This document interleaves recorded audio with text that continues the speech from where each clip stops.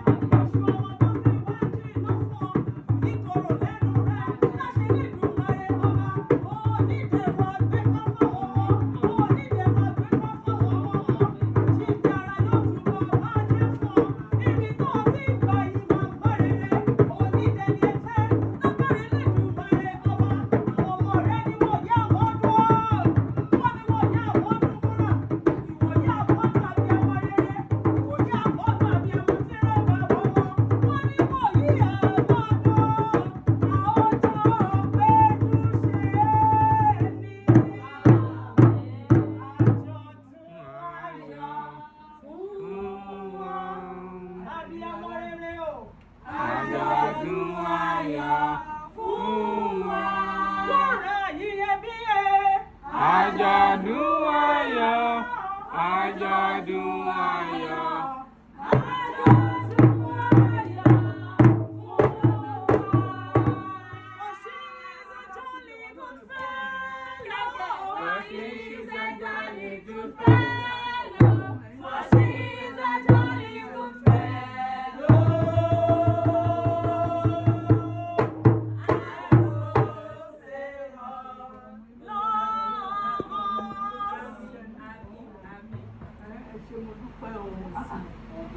Wọ́n sọ fún un.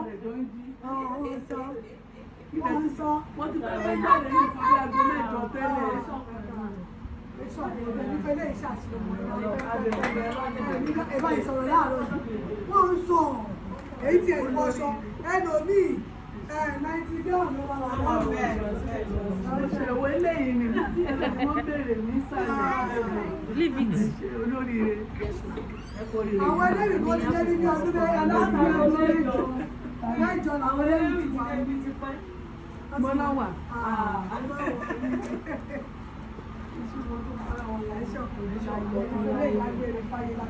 Ọkọ yín dà.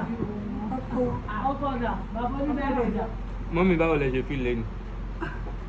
Mo surprise èmi náà ni mi ò rò èmi lérò ẹ̀ tẹ́lẹ̀ ẹ tẹ́lẹ̀ pẹ̀lú ẹ̀túnjọ ríra lánàá yóò bá mi sọ nǹkan kan. Thank you very much. Àwọn eléyìí náà ara kan dá para lánàá pa lọ sí the place. Mo rò pé ìyàwó ti ní kó máa sọ ìmọ̀ mi kó mọ. àwọn ọmọ wọn Àwọn ẹ̀ gbọ́dọ̀ sọ fáwọn ọmọ ìwọ ọmọdé. Wọ́n máa sọ fún mi.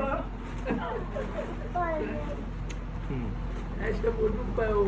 So mọ́mí ẹ appreciate àwọn tó ṣe lé fún yín. àwọn appreciate Èwo ni wọ́n ní àwọn Mo fẹ́ kẹ́ ẹ dúpẹ́ lọ́wọ́ àwọn ẹni tí ó gbé wa wá sí bíbá ẹ dúpẹ́ lọ́wọ́ wọn. Àwọn ọmọ gbogbo ẹ ṣé mo dúpẹ́ àwọn ọmọ olóríire tó ń ṣe nǹkan rẹ̀ ẹ̀yin náà dàgbà. Àmín o. Ẹ̀ẹ́dògbò ẹ̀rí náà rí lọ ẹ̀rọ òfin ṣe ilé ayé ẹ jèrè àwọn ọmọ yìí o. Ẹ ṣé gan-an ni mo appreciate ẹ o. Oge Ayọ̀ ni ẹni tí ó kéwì. So pé mo bẹ́ẹ̀ ti gbọ́ wọn rí. Àwọn ní jókòó sẹ́gbẹ̀ẹ́. Alájà olóríire lè ṣe o. So àwọn ni akéwì wa lọ́jọ́ tòní. Tán bá sọ pé alága jókòó, alága dúró, wọ́n máa ń ṣe MC, wọ́n máa ń ṣe gbogbo ẹ̀. Àmín o. Àmín o. Iṣẹ́ ti yẹ mi àti mọ́mí iṣẹ́ ti yẹ wọn.